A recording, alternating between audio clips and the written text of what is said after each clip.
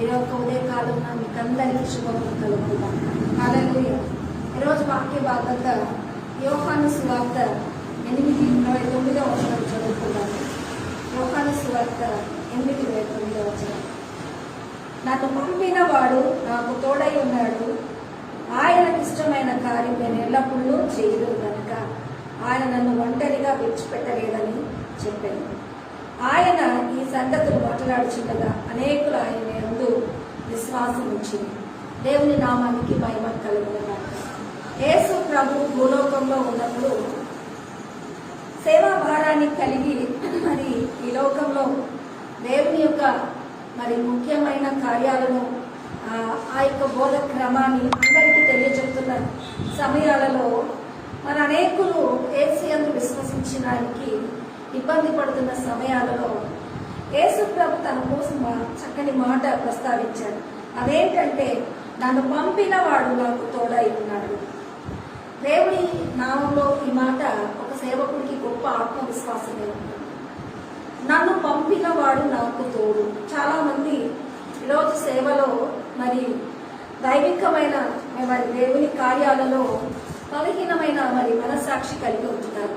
ఎందుకంటే వారు ఆదరణను మరి వారు తమల్ని కోరుకున్న వారిని మరి తమల్ని ప్రోత్సహించాల్సిన వారిని బట్టి ఉంటున్నారు. కానీ యేసు ప్రభు మాత్రము నన్ను పంపిన తండ్రి నాకు తోడై ఉన్నాడు. చక్కని మాట చూడండి. నన్ను పంపిన వాడు నాకు తోడై ఉన్నాడు, ఆయనకి ఇష్టమైన కార్యములు నేను చేయదు. సేవకుడు ఎప్పుడు ఈ తీర్మానంతోనే ఉండాలి. దేవుడు నన్ను పంపాడు, ఆయనకి ఇష్టమైన కార్యము అంటే ఆయన చిత్తము. ఆయన చిత్తము, ఆయనకి ఇష్టమైన కార్యాలలో ఈరోజు మనము ప్రతి పనిని చేపట్టడానికి మనుషుల బలపాటు కన్నా ప్రోత్సాహం కన్నా నీకు ఇచ్చిన ఏర్పాటును చూడాలి అని అంటే హల్లెలూయా. అక్కడ పైన ఒక వచనం ముందు నేను చదివినట్లయితే, కావున యేసు మీరు మనుష్య కుమారుని పైకెత్తినప్పుడు నేనే ఆయనని నా అంతట నేనేది చేయక నా తండ్రి నాకు నేర్పినట్టు ఈ సంగతులు మాట్లాడుచున్నానని నేను నన్ను పైకెత్తినప్పుడు ఇన్ని రోజులు నేను చేసినవన్నీ నేను మాట్లాడినవన్నీ నా అంతట కాదు, నన్ను పంపిన వారిని కార్యాలై ఉంటున్నాయి. చూడండి, యేసు ప్రభు తను పంపిన తన తండ్రి ముఖ్య ఉద్దేశాన్ని బలపరుస్తూ ఆయన తోడును, ఆయన సహకారాన్ని, రెండవది ఆయన యొక్క మరి మాట నెరవేర్పుకు ఎంత యుక్తముగా మాట్లాడుతున్నాడంటే, ఈరోజు సేవకులుగా మరి ఆయన సన్నిధిని బట్టి మనము ఏ విధంగా నిలబడాలి అని అంటే, నేను ఏర్పరచుకున్న నీ దేవుడు, నేను నిలబెట్టిన నీ దేవుడు, నీకిచ్చిన మరి ఆ యొక్క ఏర్పాటును బట్టి నువ్వు నీ తండ్రి చిత్తానికి మరి ఆ యొక్క మాట, ఆ యొక్క నడిపింపు, ఆ యొక్క ముఖ్య ఉద్దేశానికి నువ్వు మొట్టమొదటిగా కట్టుబడి ఉండాలి. అంతే. దేవునికి మహిమ కలుగునుగాక. ఈ కట్టుబడి ఉన్నప్పుడు యేసుప్రభు అంటే, నన్ను పైకెత్తినప్పుడు మీరు నా తండ్రి మరి నన్ను ఏర్పరచుకున్నారన్న విషయాన్ని మీరు గమనిస్తారు. కావున యేసు మీరు మనుష్య కుమారుని పైకెత్తినప్పుడు నేనే ఆయనను అని సంబోధిస్తున్నాడు. పైకెత్తినప్పుడు దేవుని యొక్క మరి ముఖ్య ఉద్దేశం ఏంటంటే, యేసు ప్రభు ద్వారా మనమందరము రక్షణ పొందడానికి మరి యోహాను 3:14 రాయబడిన మాట ఏమని రాయబడిందంటే, యేసు ప్రభు ద్వారా ఏమని రాయబడింది? అరణ్యంలో మోషే సర్పాన్ని ఏ విధంగా ఎత్తాడో అలాగే విశ్వసించి ప్రతివాడు మనుష్య కుమారుడు ఎత్తబడవలెను. ఆమె పైకెత్తబడము తండ్రి యొక్క కార్యాన్ని మీరు తేటపరుచుకుంటారు. ఈ యొక్క తేటపరుచుకుంటారు అన్న మాట మనుష్య కుమారుని రక్షణార్థకంగా యేసు ప్రభు పైకెత్తినప్పుడు తండ్రి యొక్క ఏర్పాటులో ఆమేన్ ఆ ఎత్తబడిన యేసు ద్వారా మనకు నిత్య జీవము. మహిమ కలుగును గాక. కాబట్టి దేవుని ప్రియ బిడ్డలారా, యేసు ప్రభువు మరి తండ్రి ప్రణాళికలో సంపూర్ణుడుగా మరి పూర్తిగా అప్పచెప్తూ తన మాటను సంపూర్ణం చేసుకోవడానికి మరి అలాగే విశ్వసించిన ప్రతివాడును నశింపక ఆయన ద్వారా నిత్య జీవం పొందినట్టుగానే మనుష్య కుమారుడు ఎత్తబడ్డాడు అన్నది ఈరోజు ఆయన పైకి వెళ్ళబడము మనల్ని ఆకర్షించడానికి ఆ నిత్య జీవనమే ముఖ్య కారణమైంది. నేను చాలాసార్లు ఎత్తబడితే మనుషులను ఆకర్షిస్తా అంటే ఎత్తబడ్డం ఏంటి, ఆకర్షించబడ్డం ఏంటనేది ఈ రెండిటికి జోడి నాకు తెలిసేది కాదు. అప్పుడు ఆయన ఎత్తబడ్డము మనకెందుకు అంటే ఆయన ఎత్తబడ్డమే మనకు నిత్య జీవము అన్నది. మోషే సర్పాన్ని ఎత్తినట్టుగా యేసు ప్రభు ఎత్తబడ్డము. దేవుని ప్రియ బిడ్డ, మోషే సర్పం అంటే ఆ దినాలలో వారిని కరిచిన తాపకరమైన సర్పాలు బట్టి వారు ఎంతో మంది బాధపడినప్పుడు ఇత్తడి సర్పం చేసి మోషే ఎత్తినప్పుడు దాన్ని తేరి చూస్తున్నప్పుడు దీని దోషములు పరిహరింపబడ్డాయి. ఈరోజు యేసు ప్రభు కూడా ఎత్తబడ్డము శాపగ్రస్తుడిగా ఎత్తిబడినప్పుడు ఆయన తేరి చూస్తున్నప్పుడు మనకు నిత్య జీవము అన్నది యేసు వైపు, యేసు శిలువ వైపు, యేసు యొక్క మరి ఎత్తబడిన జీవితం వైపు ఈరోజు మనం ఆకర్షించడానికి తండ్రి ఆ ఎత్తబడిన కుమారుని ద్వారా నిరీక్షణాధారంగా మనకు నిత్య జీవం ఇవ్వడానికి ఆయన యందు మనం విశ్వసించడానికి ఆ ఎత్తబడిన ఒక సమయం మనం ఆకర్షితులమైంది ఏంటంటే హల్లెలూయా, అందరూ పాపం చేసి దేవుడు అనుగ్రహించు అయితే అద్వితీయ కుమారుని ద్వారా విశ్వసించి ప్రతి వాడు నిత్య జీవానికి ఆ అద్వితీయ కుమారుడే పైకెత్తి మనల్ని ఆకర్షించి మనం విశ్వసించి ఉన్న ఆ యేసు, ఆ సిలువలో ఉన్న యేసు ద్వారా మనకు నిత్య జీవం అన్నది ఇలాంటి ఒక ఆకర్షణ కార్యాన్ని దేవుడు చేశాడు. అయితే గొప్ప విషయం ఏంటంటే తన ఏర్పాటు విషయమై సంయుక్తులుగా మాట్లాడడానికి తండ్రి ఆయనలో ఆయనే తండ్రి ఆయనలో ఉన్నట్టుగా ఇక్కడ వ్రాయబడ్డ ముఖ్య అంశం అయి ఉంటున్నది. అందుకే నన్ను పంపిన వాడు నాకు తోడై ఉన్నాడు, ఆయనకి ఇష్టమైన పనిని నేను చేస్తాను. అంతేకాదు మనిషి కుమారుడు పైకెత్తినప్పుడు నేనే ఆయన ఆయనకి ఇష్టమైన పని. అంతేకాదు నన్ను పంపిన వాడు నాకు తోడు, నేనే ఆయన నాకు తోడు, ఆయనకి ఇష్టమైన పని. యేసు ప్రభువుకి తండ్రి చిత్తము ఎంత ముఖ్యమైన మాటగా తీసుకొని ఆయన యొక్క సేవ మరి ఆయనకి ఇచ్చిన ఏర్పాటును చేశాడో. హల్లెలూయా. దేవుని ప్రియ బిడ్డ, ఈరోజు నీవు నేను పంపబడిన వారుగా ఆయన కార్యాల కొరకు మనం కూడా కొన్ని విషయాలలో భయపడుతుంటాము, అభద్రతా భావాన్ని మనం కలిగి ఉంటాం. కానీ ఈరోజు మనం కూడా ఆ తండ్రి ఏర్పరిచిన ఆ యేసు యందు పిలువబడిన వారం అన్నది ఈరోజు నిత్య జీవానికే మనం ఏర్పరచుకున్న వారం అన్నది ఆయన మనకు తోడున్నాడు అన్నది మనం కూడా యేసు వలె మరి విశ్వసించి ఆయనతో సంయుక్తులై మాట్లాడాల్సిన వారమే ఉన్నాం. అందుకే యోహాను సువార్త 10:37లో నేను నా తండ్రి క్రియలను చేయని ఎడల నన్ను నమ్ముకొనకుడి, చేసిన ఎడల నేను నా తండ్రి క్రియలను చేయని ఎడల నన్ను నమ్మకుడి, చేసిన ఎడల నన్ను నమ్ముకొను. తండ్రి నాయందును నేను తండ్రి యందును ఉన్నామని మీరు గ్రహించి తెలుసుకున్నట్లు మనం గ్రహించి తెలుసుకున్నాడు. దేవుడి యందు యేసు యందు దేవుడు సంయుక్తులై ఉన్నారన్నది చాలా సార్లు కొన్ని విషయాలలో సేవకులు కూడా కొన్ని మరి దేవుడి కార్యాలలో అద్భుతాలు చేస్తూ ఉంటారు. అయితే చాలా వరకు మనుషులు ఎట్లా చూస్తారంటే మరి వాళ్ళు పొందిన కార్యాలు పొందుకుంటుంటారు, వాళ్ళను పక్కన మనిషి కాక పక్కన మరి పెట్టి మాట్లాడుతూ ఉంటారు. కొన్నిసార్లు మనుషులకు విలువ ఇవ్వని వారుగా ఉంటారు. కానీ యేసు ప్రభు కూడా ఈ విధంగానే జరిగింది. యేసు ప్రభు యెహోవా నమ్మిన మరి ధర్మశాస్త్రం నమ్మిన ఆ దినాలలో యేసు ప్రభు మరి యోసేపు మరియల కుమారులాగా చూసి ఆయన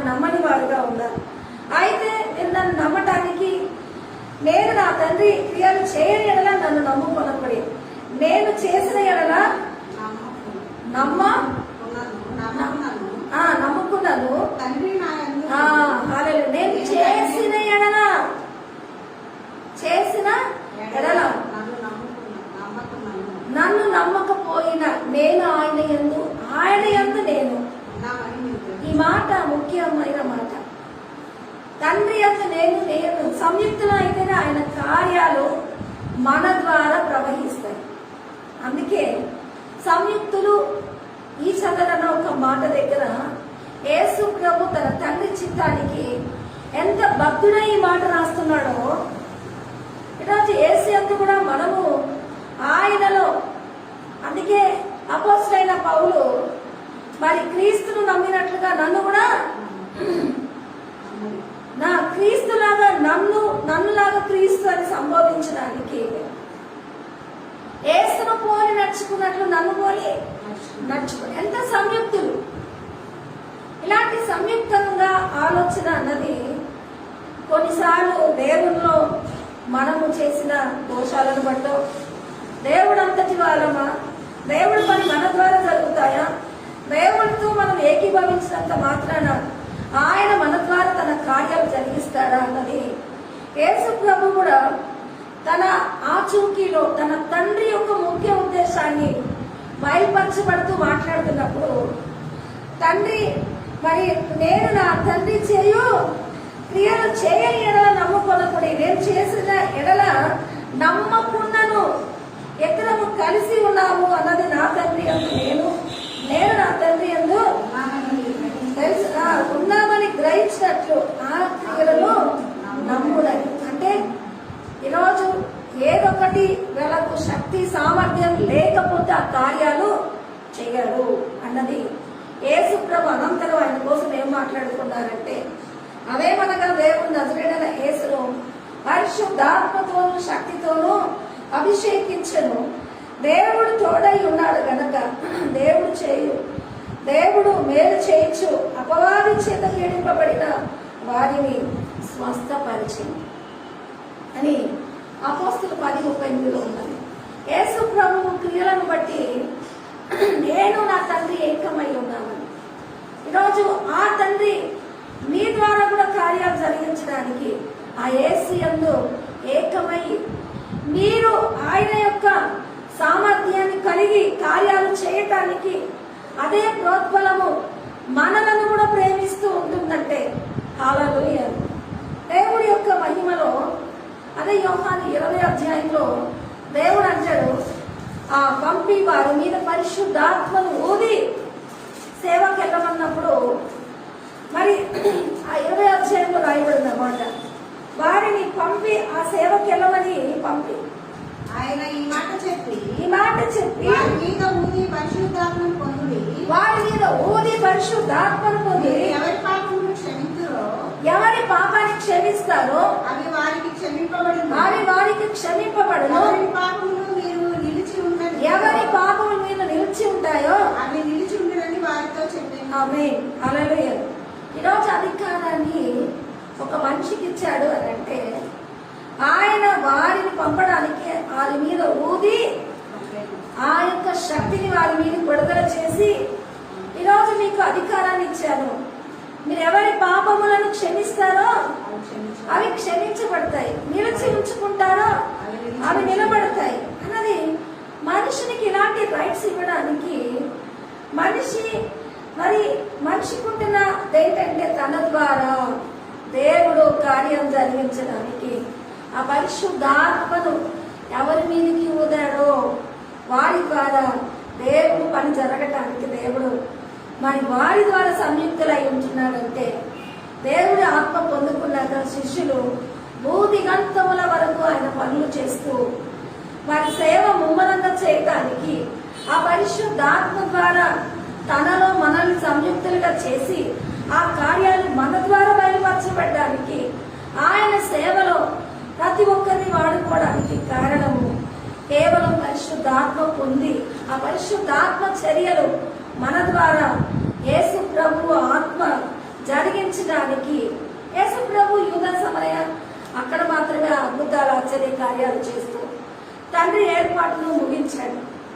కానీ ఈరోజు భూమి అంతటా మరి వ్యాప్తి చెందడానికి ఆ యేసు అనుచరులుగా ప్రజలందరి మధ్యన ఆయన సేవకులు వాడబడ్డానికి హల్లెలూయా అదే రైట్స్ ని కలిగి యేసు యొక్క మరి మరి ఆయన మాటలను ప్రతి ఒక్క మాట నెరవేర్పుగా ఈరోజు నిలబడ్డారంటే యేసు అనంతరం ఆయన శిష్యులు సాక్ష్యం ఇచ్చింది ఏంటంటే అపోస్తుల కార్యం 10:38 అదేమనగా దేవుడు అందరిలాగా యేసును పరిశుద్ధాత్మతోను శక్తితోను అభిషేకించెను. దేవుడు తోడై ఉంటేనే గనక దేవుడు ఆయనకు తోడై ఉన్నాడు గనక ఆయన మేలు చేయొచ్చు అపవాది చేత పీడింపబడిన వారిని వారందరినీ స్వస్థపరచును అని రాయబడింది. దేవుడు తోడై ఉంటే యేసు ద్వారా అద్భుతాలు జరిగాయి. అవును, బైబిల్లో చక్కగా క్లియర్ గా రాయబడింది. తండ్రి ఆత్మ ఆయన కుమారుని తల మీద ఉంచాడంట.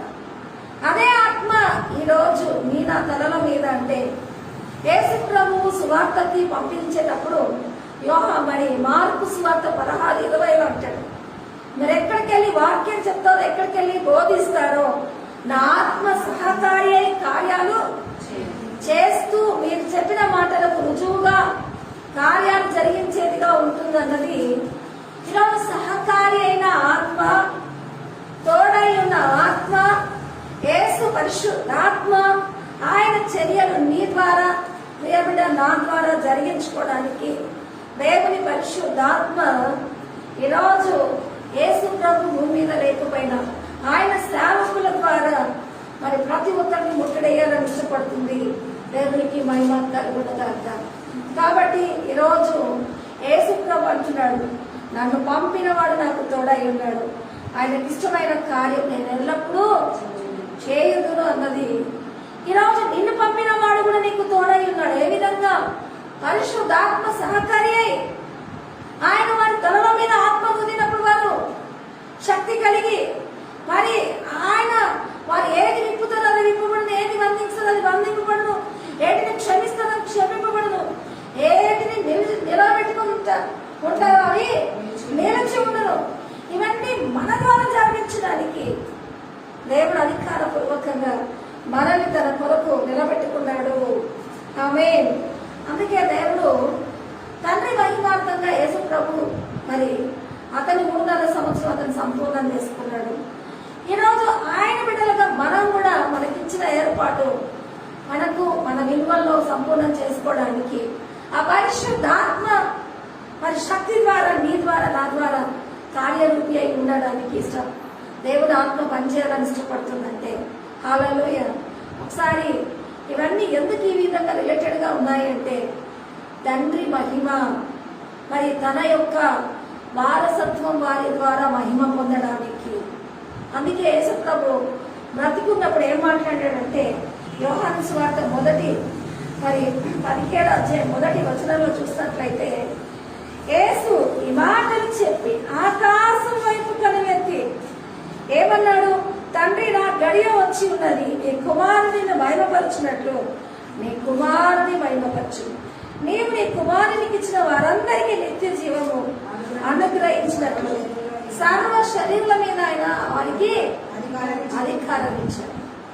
తండ్రి, నీ కుమారుడు నిన్ను మహిమపరచినట్టు యేసు ప్రభువు ఆ పరలోక తండ్రిని మహిమపరిచినట్టు ఆయనకి ఇచ్చిన పనులు ఆయన సంపూర్ణం చేసి నా తండ్రి నాకు తోడై ఉన్నాడు, నేనే ఆయనే నాలాగా ఏకమై ఆ కార్యాలు జరగడానికి మరి ఆయనకి ఇష్టమైన పనులు నేను చేశాను అని చెప్తూ ఆయన మహిమపరచగలిగినది నా వంతు ఇచ్చింది నేను చేశాను. మరి ఈరోజు అదే తండ్రి యేసు ప్రభు ద్వారా నీకు నాకు ఇచ్చిన అభిషేకాత్మ ద్వారా మన వంతు మనం చేయడానికి హల్లెలూయా ఈరోజు మన తలల మీద ఆ పరిశుద్ధాత్మ ప్రేరేపిస్తూ నిలబడుతుందంటే మరి యోహాను పేతురు ఏ విధంగా ఆయన కార్యాలు పేతురు అయితే పిరికివాడుగా ఉన్నాడు.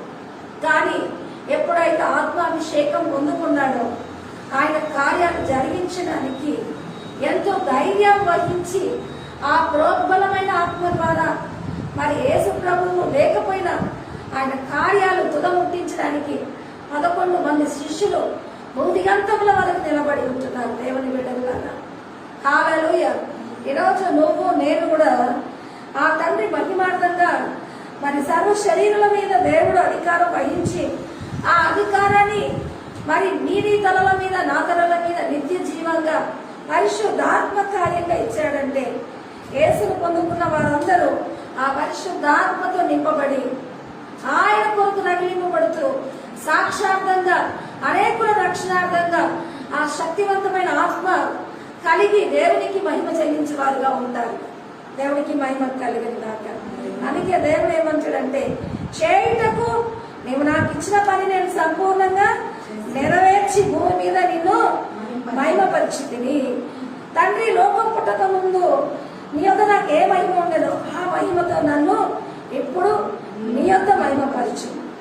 లోకంలో నీవు నాకు అనుగ్రహించబడిన మనుషులకు నీ నామం ప్రత్యక్షపరిచి వారు నీ వారై ఉండి వారిని నాకు అనుగ్రహించివి. అయితే దేవుని బిడ్డలారా, దేవుడు ఏమంటున్నాడంటే, నాకు ఇచ్చిన పని నేను సంపూర్ణంగా చేశాను. ఇదిగో నిన్న వీరికి బయలుపరిచాను. ఎంతమందికి బయలుపరిచారు? యూదా సమరయ మరి ఆయన పుట్టిన ప్రాంతాలు విరుగుతూ చేసిన సేవలో 11 మంది ఒక దిగంతముల వరకు సాక్షాత్కంగా మరి నిలబడి ఈరోజు అంతగా ముందుకు వేయడానికి మరి యేసు ప్రభు తనకిచ్చిన పనిని సంపూర్ణంగా జరిగించారు.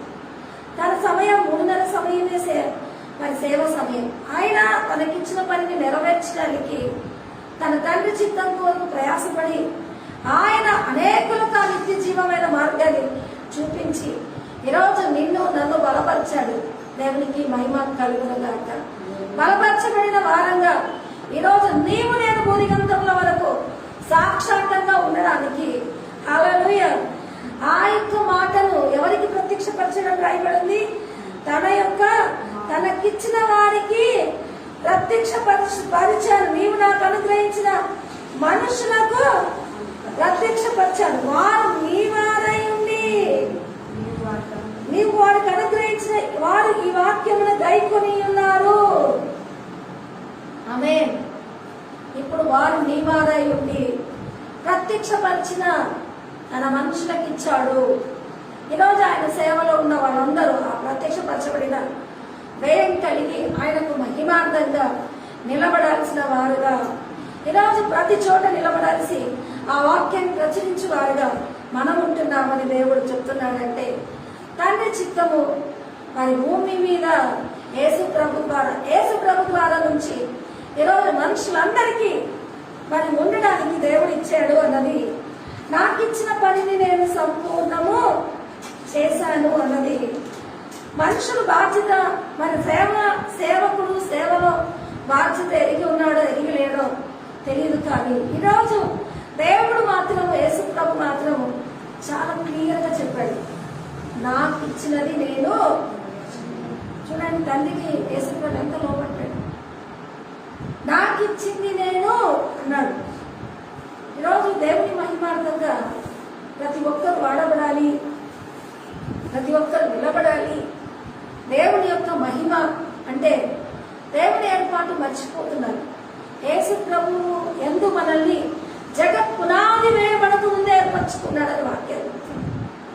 ఈరోజు యేసు ప్రభువు కూడా ఏ విధంగా అంటే, నేను పైకెత్తబడినప్పుడు నేనే ఆయనను అన్నది దేవుడితో సంయుక్తంగా ఉన్న మాటను చూస్తే ఆ కార్యాలకు నువ్వు యోగ్యంగా ఉండాల్సిన మరి దేవుడికి ఇష్టమైన పనులకు అసలు మొదట సంయుక్తులుగానే మాట్లాడకపోతే, ఒకటై ఉన్నట్టే మాట్లాడకపోతే, దేవుడితో నువ్వు ఏకీభవించకపోతే, ఆయనతో నువ్వు ఏమై ఉన్నావో తెలుసుకోకపోతే ఆయన కార్యాలకు నువ్వు బాధ్యత కానీ వారసత్వం కానీ తీసుకో.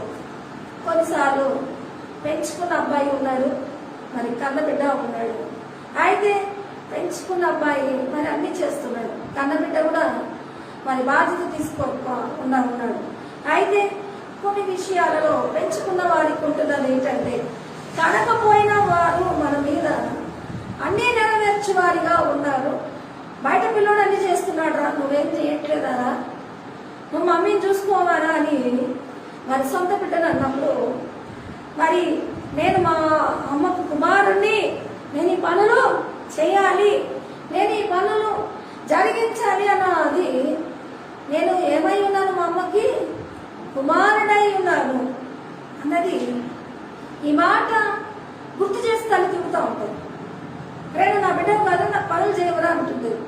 అదే పెంచుకున్న బిడ్డని మరి బిడ్డ కాకపోయినా, ఎలాంటి మరి బంధం వారి పక్షాన లేకపోయినా మరి చేయడానికి వారు అనుబంధాన్ని చూపించినప్పుడు, మరి ఇద్దరిలో ఎవరు అంటే మరి తన బిడ్డని అనిపించుకొని బాధ్యత లేనివాడిగా ఉండడము.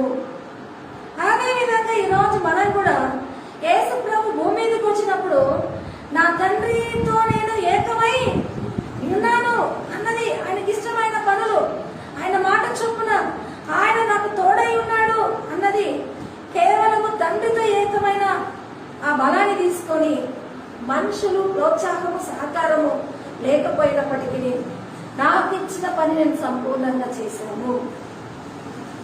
ఆమేన్. ఈరోజు నీవు నేను ఏ విధంగా ఉన్నావు? చాలా మంది కాలక్షేపంగా మరి యేసు ప్రభు లేనప్పుడు దోని విడిచి కూర్చున్నట్టుగా, మరి ఈ లాక్డౌన్ అని ఇంకా చర్చిలు లేవని చాలా మంది అన్ని వదిలి కూర్చోవడంలో మరి వాళ్ళ ఏర్పాటును కూడా మర్చిపోయినట్టుగా ఉన్నారేమో. దేవుని ప్రేమిట, దేవుని రోజు నీతో నాతో మాట్లాడుతున్నాడు.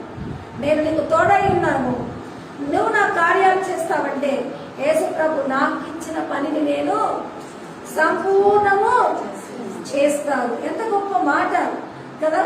అయితే తనకిచ్చిన ఏర్పాటు కోసం చెప్తున్నప్పుడు శిష్యులు కోపడ్డారు.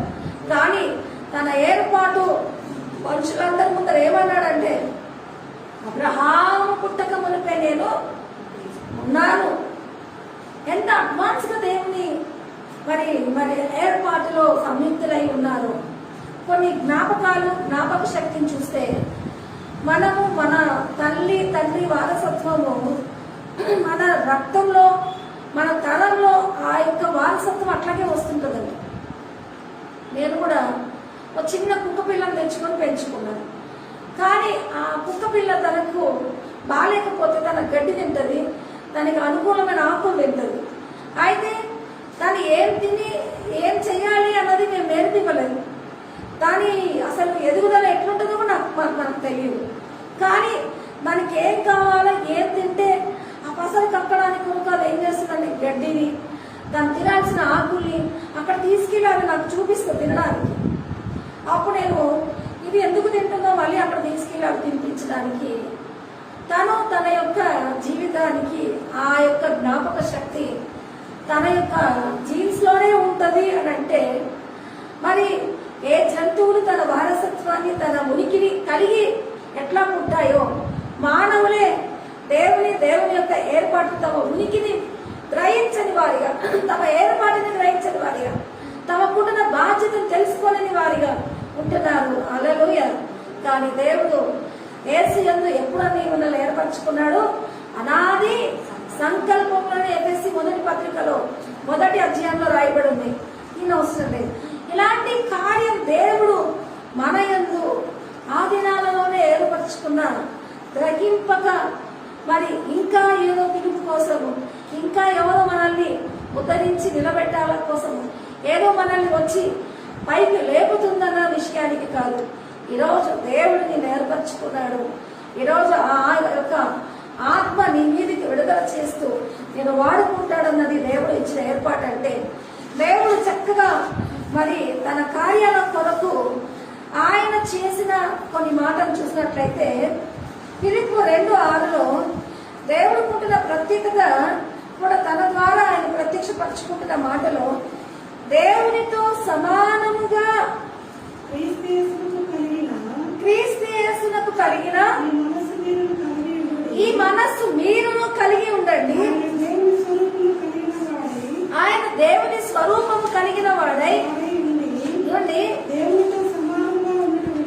దేవునితో సమానముగా ఉండుట విడిచిపెట్టని భాగ్యమని ఎంచుకోలేదు. కానీ మనుషుల పోలికగా పుట్టి దాసుని స్వరూపము ధరించుకొని దాసుని స్వరూపం ధరించుకొని తను తానే రిక్తునిగా చేసుకుని ఆమె తను తానే రిక్తునిగా చేసుకున్నాడు. నేను దేవునితో సమానము అనే ఒక మాట అక్కడ ఉంది కదా. మరి ఉండుట విడిచిపెట్టని భాగ్యమని ఆయన ఎంచుకోలేదు. అసలు దేవునితో సమానంగా అన్నది అంతటి స్థితి, అంతటి యోగ్యత యేసు మరి దేవుని యొక్క అబ్రహాం పుట్టుక కలిగే నేను ఉన్నాను అని అంటే తండ్రితో ఎంత యుక్తంగా ఉంటున్నాడో. హల్లెలూయా. ఎప్పుడో మరి ఆయన దేవుడితో తండ్రి కలిగికలో ఉన్నాడు. అయితే ఈ రోజు ఆయన ఏర్పాటులో ఉన్న గొప్పతనానికి వచ్చినప్పుడు మరి దేవుని కుమారుడుగా అన్నది ఆ ఔన్నత్యాన్ని తీసుకోలేదు. సమానముగా ఉండుట దేవునితో సమానంగా భాగ్యమని ఎంచుకొనక, ఆ ఔన్నత్యాన్ని తీసుకొనక దాసుని స్వరూపము మనుషుని పోలికగా, మనుషుని పోలికలో దాసుని స్వరూపం. ఎలాంటి తగ్గింపు తెలుసా? నేను ఒక సేవకుడిని చూశాను. ఆయన సేవకుడు అయి ఉన్నాడంటే ఆయన యొక్క విలువకు మొదట సాగిల పడితేనే ఆయన సేవకుడు అన్న గొప్పతనానికి మరి తన విలువను కానీ తన మరి సేవలు కానీ చూపించడం కానీ నడిపించడం చేస్తారు. ఆయన ఒప్పుకోలేదనుకో, వాళ్ళతో మాట్లాడాడు. అయితే ఫస్ట్ ఆయనని కొమ్ములాగా ఆయనకున్న ప్రత్యేకతకు ముందు రెస్పెక్ట్ ఇస్తేనే మరి ఆయన యొక్క విలువలు ఆయన వహిస్తాడు అన్నట్టుగా. ఒక నిమిషము సేవకుడు అని అంటే విడిచిపెట్టకూడని భాగ్యం అన్న విషయంలో గొప్పగా ఎంచుకొని మరి దాని మీద హోల్డ్ అయితే అందరు సాగిలపడాలి అన్నది. కొన్నిసార్లు అలాంటి సేవకుడు నేను చూసినప్పుడు ఈరోజు మనల్ని ఒప్పుకున్నారా ఒప్పుకోలేదా అన్నది మనుషుల అభిప్రాయాలలో తేలడానికి కాదు. మనము దేవునితో సంయుక్తులమై ఉన్నాము అని అంటే మనకిచ్చిన పనిని, మనకిచ్చిన బాధ్యతని మనము ఆ యొక్క సంయుక్తులుగా ఉన్నాము అన్న మాటకే ఆయన కార్యాలు చేయాల్సిన వారంగా అక్కడ బాధ్యత తీసుకోవాలి. కానీ ఎత్తి పట్టారా, మనల్ని ఎత్తి పట్టలేదా అన్న మాట దగ్గర మనకిచ్చిన ఏర్పాటును నిరూపించుకోవాలా లేదా అన్నది మనం ఏ రోజు చేయకూడదు. ఆమేన్. కాబట్టి మరి దాసుని స్వరూపమును మనుషుని పోలికగా దేవుడు పుట్టాడు అన్నది ఎంత తగ్గింపు. హల్లెలూయా. తన పొజిషన్ ని తీసుకోకుండానే ఆ తగ్గింపు అని అంటే ఆమేన్. చూడండి, దేవుడు తగ్గింపు అన్నది అదృశ్య దేవుని స్వరూపే మరి సర్వ సృష్టికి ఆది సంబోధుడై ఉన్నాడని కొలస్సైలో రాయబడింది. అదృశ్య దేవుని స్వరూపి ఆది సంబోధుడై ఉన్నాడని కొలస్సైలో క్లియర్ నీట్గా చెప్పబడింది.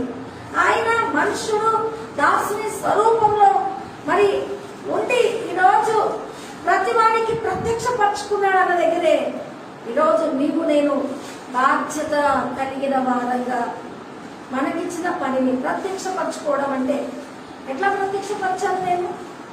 నీవు నాకు ఇచ్చినవన్నీ ప్రత్యక్షపరచాలంటే మానవులేమో మరి మానవ పుట్టుక పుట్టి చాలా మరి దౌర్బల్యత కలిగిన మరి మనుషులుగా ఉన్నారు. దేవుడేమో అదృశ్య దేవుని స్వరూపి సర్వ సృష్టికి ఆది సంబోధుడుగా ఉన్నాడు. మరి తన తండ్రితో సంయుక్తుడిగా ఉన్నాడు. కానీ ఈరోజు ఆయన ఏ విధంగా మనిషికి సమీపస్తుడై ఉన్నాడంటే ఇంతకుముందు మనం చదువుకున్నట్టుగా నేను నీ దగ్గర ముందు ఏ మహిమ ఉందో నీవు నాకు ఇచ్చిన వారికి అదంతయో ప్రత్యక్ష పరిచితిని అన్న దగ్గర ఆ గొప్పతనాన్ని మరి విడిచిపెట్టకూడని భాగ్యం అని ఎంచుకొనక ఆ ప్రత్యక్షత మానవుడికి దాసుని స్వరూపాన్ని ధరించుకుని మానవుడికి ప్రత్యక్షపరిచాడు. హల్లెలూయా.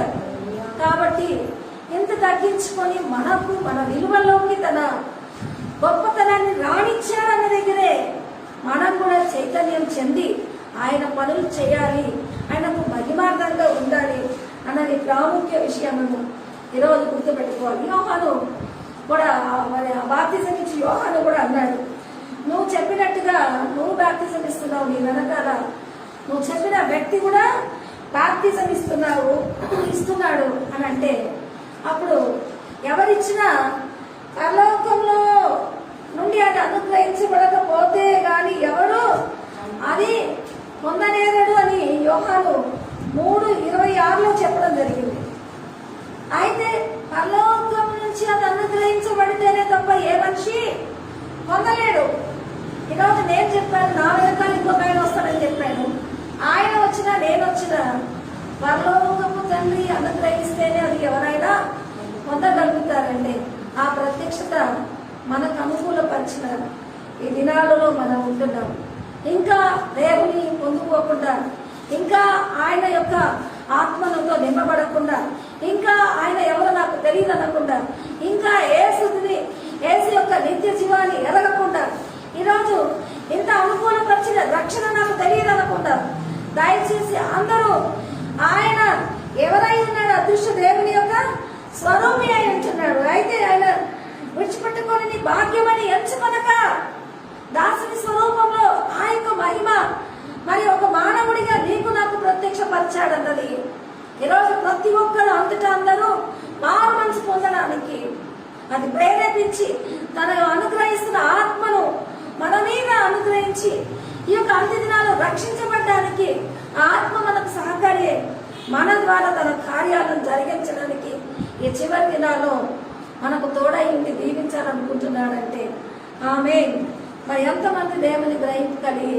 ఈరోజు ఆయన హల్లెలూయా ఆత్మ, ఆయన ఏర్పాటు, ఆయన యొక్క విలువల్లో నీవేమేమున్నా ఏమై ఉన్నావు, నేనేమై ఉన్నానన్నది ఎదిగి ఈ చివరి దినాలలో ఆయనకు మహిమార్థంగా జీవించు వారంగా ఉండాలి. అందుకే సామెత 8:35 అంటాడు, నన్ను కనుగొనవాడు జీవమును కనుగొంటాడని రాయబడి. నన్ను కనుగొనవాడు దేవుని కనుగొంటేనే జీవాన్ని కనుగొంటాడంటే, ఇంకా ఆ జీవాన్ని కనుగొనక, ఆ రక్షణను పొందుకొనక, ఈ అనుకూలమైన ఈ యొక్క ప్రత్యక్షపరచబడిన ఈ యొక్క మరి మహిమను పొందుకొనని వారుగా ఎంతమంది ఉంటున్నారో వారందరూ ఈరోజు ఈ వాక్యం ద్వారా ప్రతి ఒక్కరూ దేవుని యొక్క ఔన్నత్యాన్ని మనకు అనుకూలపరిచాడంటే ఆమె నాకు ఇచ్చిన పని నేను సంపూర్ణం చేశాను. ఈరోజు ఆ సంపూర్ణం చేసిన ఆయన సేవకులకు, ఆయన సేవకుల ద్వారా ఈ వాక్యాన్ని గైకొని ఈ వాక్యంలో ఎంతమంది కలిగి ఉన్నారో వారందరినీ కాపాడడం కొరకు ఆ రక్షణ మరి వాక్య నిర్దిష్టతలు మనందరినీ ఆకర్షిస్తుంది. హల్లెలూయా. అందుకే ఆయన వాక్యాన్ని గైకొని వారందరికీ మరి అక్కడ ప్రత్యేకంగా ఒక మాట ఏమన్నాడంటే, లోకం కోసం నేను ప్రార్థన చేయడం లేదు, నీవు నాకు అనుగ్రహించిన మాటలు నేను వారికి ఇచ్చినాను. వారు ఆ మాటలు అంగీకరించి నేను నీ యొద్ద నుండి బయలుదేరి వచ్చిన నిజముగా ఎదిగి నీవు నన్ను పంపిదివని నమ్మిది కనుక నీవు నాకు అనుగ్రహించిన అన్నీ నీ వలన కలిగినవన్నీ ఇప్పుడు ఎదిగి వారు ఏమై ఉన్నారు, కలిగినవని వారు ఇప్పుడు ఎదిగి ఉన్నారు. నేను వారి కొరకు ప్రార్థన చేయించున్నాను. లోకం కొరకు ప్రార్థన చక్కని మాట చదువు. నేను వారి కొరకు ప్రార్థన చేయించున్నాను. వారి కొరకు ప్రార్థన చేయించున్నాను, లోకం కొరకు ప్రార్థన చేయటలేదు. నీవు నాకు అనుగ్రహించి ఉన్నవారు నీ వారైనందున వారి కొరకే ప్రార్థన చేయించున్నాను. నావన్నీ నీవియు నావి, వారి యందు నేను మహిమపరచబడి ఉన్నాను. ఆమేన్. అయితే అంతవరకు కాపాడుతాడు, తన రక్షణ ఇస్తున్నాడు. తన యొక్క దాంట్లో నీవి నావి అని ఈరోజు నీవు నన్ను సంవేదన చేస్తున్నాను. అయితే ఆ వాక్యాన్ని ఎరిగి ఉన్నారు, ఆ మాటలు గైకొన్నారు అన్న దగ్గరే యేసు ప్రభు ద్వారానే నిత్య జీవము, ఆయనను కనుగొంటేనే జీవమును కనుగొన్నాడు.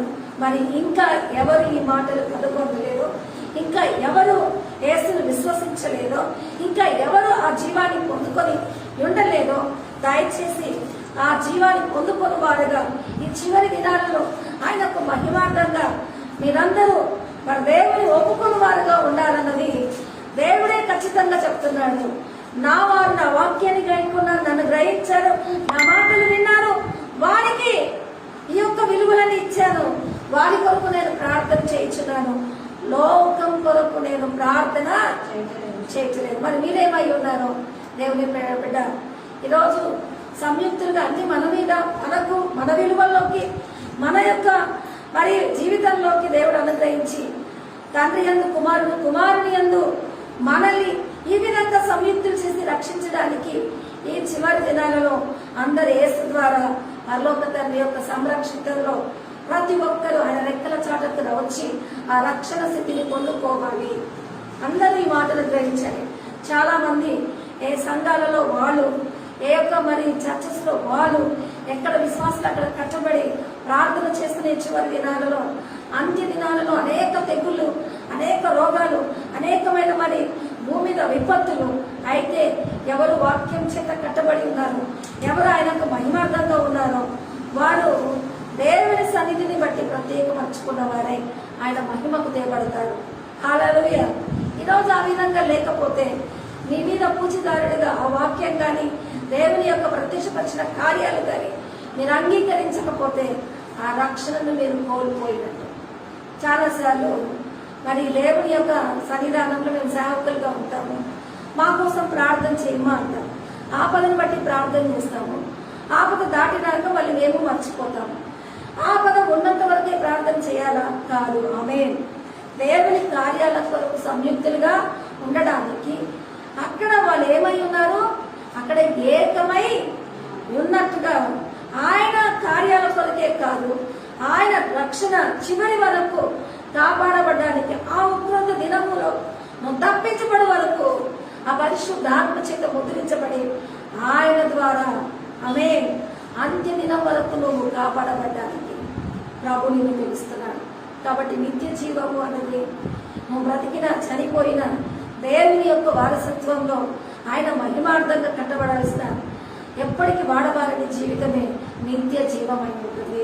దేవుని మాటలు దీవించి మన వెనుకల్లో యేసు ప్రభు ద్వారా యేసు ప్రభు యొక్క విలువల్లో ఈరోజు మరి దేవుడు అన్నాడు, నన్ను పంపిన వాడి కార్యము నాకు ఇష్టమైన మరి ఆయనకి ఇష్టమైన కార్యాలు నేను చేస్తున్నాను అన్నది ఈరోజు ఆయన సేవకులందరికీ ఆయన బిడ్డలందరికీ తన కృప, తన బాధ్యత, తన యొక్క నిర్ణయం, ఆ రక్షణ, ఈ యొక్క విలువల్లో సమస్తాన్ని ప్రత్యక్షపరిచి మనల్ని రక్షించబోరాలని ఇష్టపడుతుండగా అందరూ ఏకీభవిద్దాం. దేవుడి మాటలను దీవించుకుంటాం.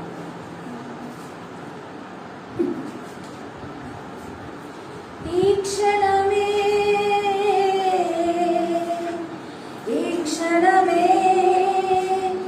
నీకై రక్తం చేతులు చాపిన యేసుని తెలుసుకో.